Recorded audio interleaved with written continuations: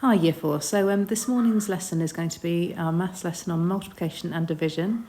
Our TLP is, can I create a mind map showing everything I know about multiplication and division? So as usual, when we make a mind map, you have this language sheet, don't you? So we've got 4 different branches: multiplication, division, factors, and multiplication facts. So you can have that in front of you whilst you're making your mind map. And so that should give you lots of words, and think about the ways in which you might use those words. Then, if you go to a blank page in your maths book, in your yellow book, and if you make yourself a mind map ready with these 4 different branches, then you will watch me next, helping you to add in your information to those branches.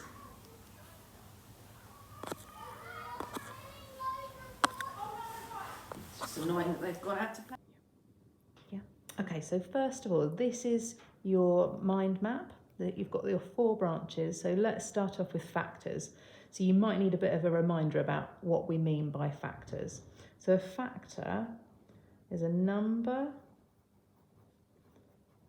that divides exactly into another number. So I'll give you an example. So let's take 12, okay? Let's think about all the different numbers that we could multiply to get 12. So, okay, two lots of 6. Okay, we know that's going to give us 12. Let's think of 1 lot of 12. We know that's going to give us 12. Let's think of 3 lots of 4. That's going to give us 12. Can we think of any others? I don't think so. So our factors of 12 are going to be 1, 2, 3, 4, 6, and 12.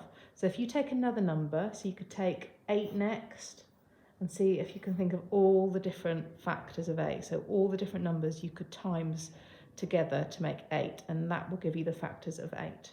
Right, let's have a look at multiplication facts. So I would like you to think about all the different times tables you know and have a go at practicing them, writing them out. So I'm going to try my 3s. So 1 times 3 is 3, 2 times 3 is 6, and so on and so forth. I'm not going to spend very long on that because that's just a case of you practicing. Right, so let's look at division methods. So I'm going to think about inverse operations. So I'm going to think about a times tables fact that I know. I know that 2 lots of 8 are 16. Okay, that's one that I know, and you'll have lots from your multiplication facts. Can you now find the inverse? So if you remember what the inverse is, it's the opposite operation. So if I take the answer, so 16 divided by 8, I know that's going to give me 2. I could try it again. 16 divided by 2 is going to give you 8. Okay, so that is a way that you can find division calculations. Also, I know in year 3 with Mrs Joshi, you did lots and lots of arrays. So let's have a look at an array. Let's do 3 times 2, or 2 times 3. Now that's going to give me 6. Now I know the inverse. If I do 6 divided by 2, that's going to give me 3. We will touch on the bus stop at some point, but I'm not going to, unless you know what to do and to give an example, just leave that. Right, multiplication methods. So again, we've talked about arrays already, so you could show me a few different arrays. So let's do a different one. Let's do 2 times 4.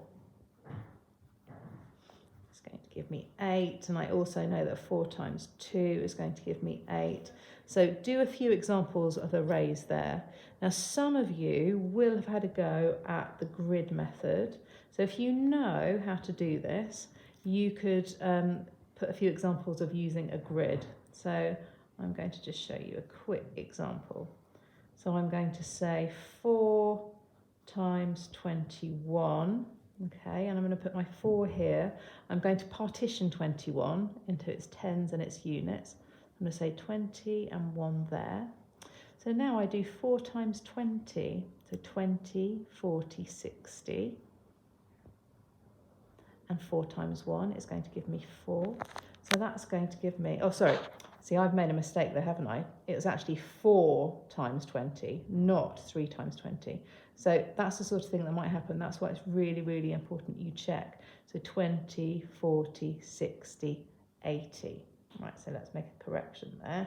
So it's actually going to be 84. So you could add, if you're confident using a grid because you used it a bit in year 3, you could do that.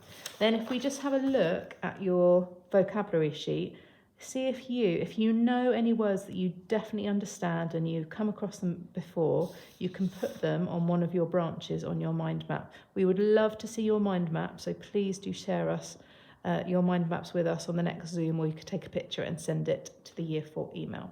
Okay, good luck and enjoy making your mind maps.